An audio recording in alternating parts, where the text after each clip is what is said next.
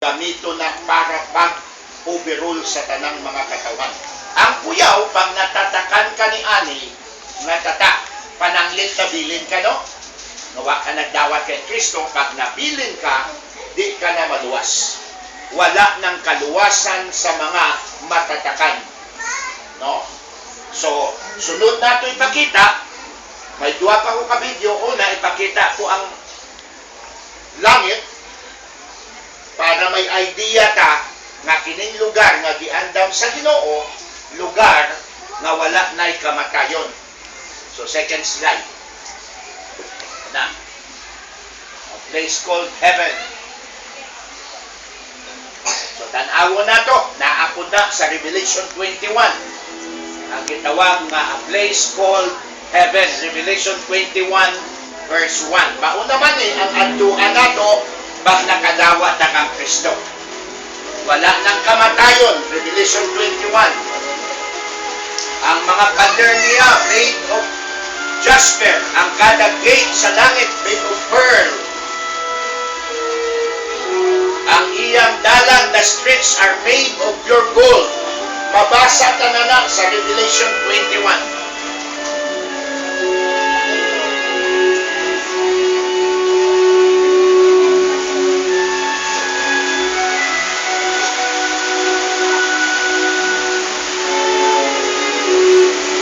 May kahoy dito na kada bulan nagabunga o lahit-lahit 12 ka klase na bunga. Wala ng adlaw dito. Ay ang Diyos mismo ang glory niya maunang kahayag sa langit na ato kaga-uyan.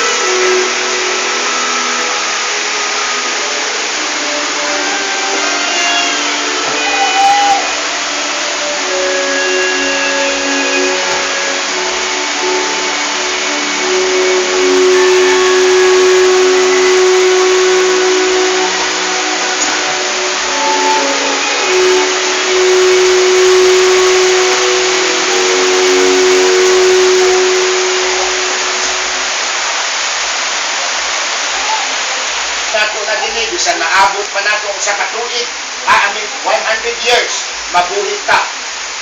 Wala na gyapon. Kumpara sa kinabuhi nga giandam ngadto sa Ginoo. Now, in closing, tan-awon naman nato ang impyerno. Ha? Dili mo ka pangadlo, pero mauni ang judgment sa Ginoo pag-abot sa adlaw nga ang tao wala nagdawat sa Ginoo. Ha? Bantayan ka nga di ka tayo busy nga wala ka panahon sa pagtuo sa Dios. Kaya kung abot ang panahon, judgment of God, ug ang tanan magabarugad to. Revelation 20 naman na nakita.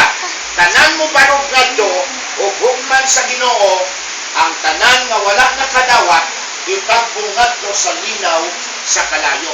Walang usa ka nato din nga ganahan magpuyo sa linaw sa kalayo. Pero mahitabo na kang ang tao wala yun nagdawat ng Kristo. Ang kaluwasan nato libre.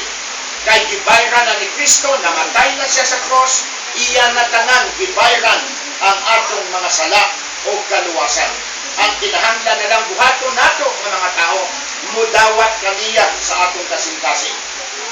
Napaka daling kano, pero muabot ang panahon na daghang tao tungod sa kadaling niya, nakasayo niya na, daghan pagyapon ang dili makapangandam, dili mo dawat sa atong ginhinaot pa bago ka mo uli karon nga gabi, musunod mo sa pag-ampo sa pagdawat kang Kristo aron manganda mo.